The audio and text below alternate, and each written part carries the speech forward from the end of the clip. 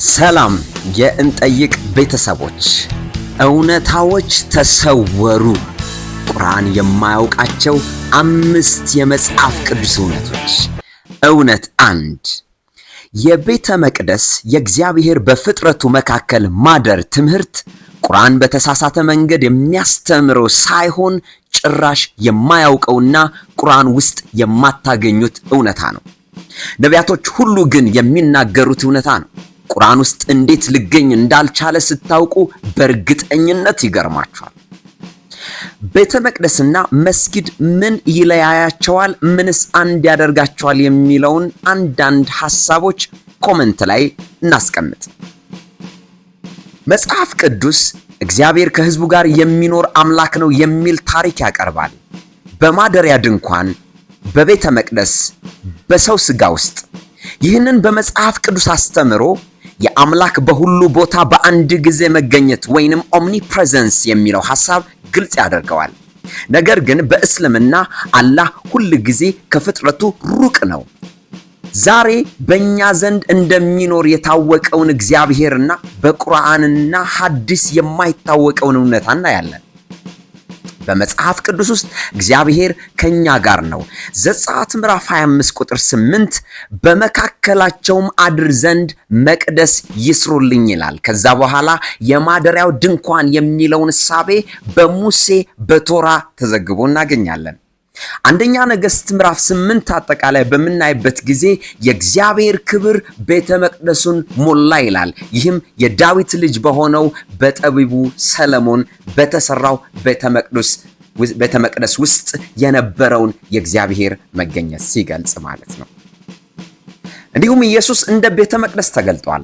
ዮሐንስ ወንጌል ምዕራፍ 1:14 ቃል ሥጋ ሆነ በመካከላችንም አደረ ይላል። አደረ በግሪኩ ቃል ታበርናክልድ ወይም ማደር የሚለው ኢየሱስን ብሉይ ኪዳን ካለው የማደሪያው ድንኳን ጋር ያገናኘዋል። ማቴዎስ ወንጌል ምዕራፍ 1:23 ላይ ስሙንም አማኑኤል ይሉታል ይላል። ትርጓሜውም እግዚአብሔር ከኛ ጋር የሚል ነው። ዮሐንስ ወንጌል ምዕራፍ 2 ከቁጥር 19 እስከ 21 ያለውን በምናይበት ጊዜ ኢየሱስ አካሉን እንደ ቤተ መቅደስ ይገልጠዋል። አዲስ ኪዳን ደግሞ አማኞች የእግዚአብሔር ቤተ መቅደስ እንደሆንን ይነግረናል። አንደኛ ቆሮንቶስ ምዕራፍ 3:16 እናንተ የእግዚአብሔር ቤተ መቅደስ እንደሆናችሁ አታውቁምን ይላል። ኤፌሶን ምዕራፍ 2:22 በምናይበት ጊዜ ደግሞ በመንፈሱ ለእግዚአብሔር መኖሪያ እንድትሆኑ ተሰሩ የሚል ሐሳብ እናገኛለን። ስለዚህ እግዚአብሔር ከሕዝቡ ጋር ሊኖር ፍላጎት ያለውና የሚችል አምላክ ነው እንጂ ከላይ ብቻ ሆኖ በሩቅ ሊገዛ የሚፈልግ አይደለም። ከነቢያቶች ሁሉ አስተምሮ የምናገኘው እውነት ማለት ነው። ይህ በቁርአን ውስጥ የማናገኘው እውነታ ነው። ሊቃወመው እንኳን ዕውቀቱ የለውም። አሁን ይህን ሐሳብ ቁርአን በተሳሳተ መንገድ አስተምሮታል ሳይሆን ቁርአን ጭራሹኑ አያውቀውም እያለን ነው። አላህ ሁል ጊዜ ከሩቅ ነው። ከፍጥረቱ ጋር ንክኪ የለውም። መቅደስ የለም፣ ቤተ መቅደስ የለም። በሕዝቡ መካከል ማደር ወይም መኖሪያ የለውም። ካዕባ የእስልምናው ካዕባ ማለት ነው፣ መካ ያለው የተባረከ ቦታ እንደሆነ ይነገራል። የተባረከ ቦታ ነው። ነገር ግን አላህ የሚኖርበት እንደሆነ አይታወቅም፣ አይታመንም። ከቤተ መቅደስና ከአላህ በክብር ማደር ጋር የሚመሳሰል ነገርም የለውም ይሄ ካዕባ። ለዚህ ነው ኢየሱስ ክርስቶስ በሥጋ የተገለጠ አምላክ ነው የሚለው ትምህርት ከአይምሯቸው በላይ የሚሆነው። መሐመድ ለነሱ ያስተዋወቀው አምላክ በነቢያቶች ሁሉ የተገለጠውን አይደለም፣ በሉዓላዊነቱ ውስጥ የተዘጋበት በፍጥረቱ መካከል መገኘት የማይችል አምላክ ነው።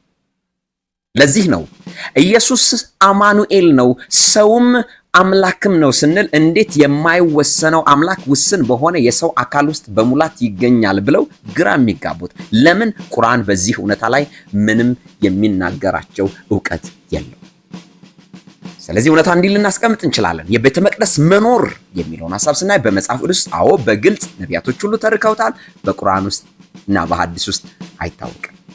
ከሕዝቡ ጋር የእግዚአብሔር ማደር ወይም መኖር የሚለው ሐሳብ በመጽሐፍ ቅዱስ ውስጥ አዎን በሥጋ በመንፈስ ተገልጦ እናገኛለን። ቁርአን ውስጥ ሩቅ ነው፣ አይታወቅም። ኢየሱስ እንደ እግዚአብሔር እንደ አማኑኤል በመጽሐፍ ቅዱስ ውስጥ አዎን፣ በሐዲስና በቁርአን ውስጥ ተቀባይነት የለው። መንፈስ ቅዱስ በሰው ውስጥ መኖር በመጽሐፍ ቅዱስ ውስጥ በግልጽ ተጽፎ እናገኛለን። ቁርአንና ሐዲስ ውስጥ አይታወቅም። ሰው ከፈጣሪ ጋር ከአምላክ ጋር ያለው ግንኙነት መጽሐፍ ቅዱስ ውስጥ አባትና ልጅ ባለው አይነት ግንኙነት፣ በቁርአን ውስጥና በሐዲስ ውስጥ ጌታና ባሪያ መካከል ባለ ግንኙነት ብቻ። ይህ እውነታ ለምን አስፈለገ? እግዚአብሔር ከኛ ጋር ካልኖረ ሃይማኖት ሕግ ብቻ ይሆናል። ዮሐንስ ወንጌል ምዕራፍ 14:18 ላይ ወላጅ እንደሌላቸው ልጆች አልተዋችሁም፣ ወደ እናንተ እመጣለሁ ይላል። ራእይ ምዕራፍ 21:3 ላይ እነሆ የእግዚአብሔር ድንኳን በሰዎች መካከል ነው፣ ከነርሱ ጋር ያድራል ይላል። ስለዚህ ክርስቲያኖች በእርሱ ውስጥ እግዚአብሔር መኖሩን ይመኑ፣ ይህንንም እውነት በፍቅር ያካፍሉ። ሙስሊሞች ራሳቸውን እንዲጠይቁ ሁል ጊዜ ሩቅ የሆነውን አላህ የሚሰጥ የሚያስተዋውቅ ሃይማኖት ለምን? እና ደግሞ አባት የሆነና ቅርብ የሆነን እግዚአብሔር የሚገልጽ መጽሐፍ ቅዱስ እንዴት ብላችሁ ጠይቁ። ይህ እንዴት ሊፈጠር ቻለ?